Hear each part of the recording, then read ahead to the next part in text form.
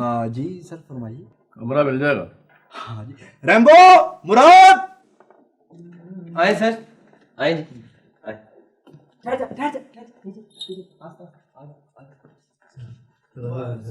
ये बंद हो गया ना दरवाजा। सर जी, सर जी, आप इसमें कुकड़ियां लेके आए हैं जी। क्या मतलब है तुम्हारा?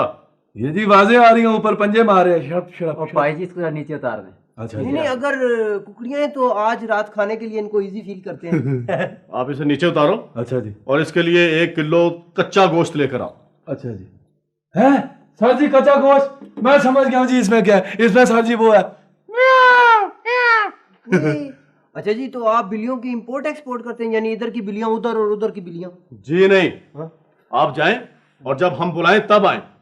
हमें कुछ वीआईपी किस्म के लोग मिलने के लिए आएंगे। वीआईपी? सुभान अल्लाह, इसका मतलब आपको टीआईपी का मतलब आता है, यानी आशिया।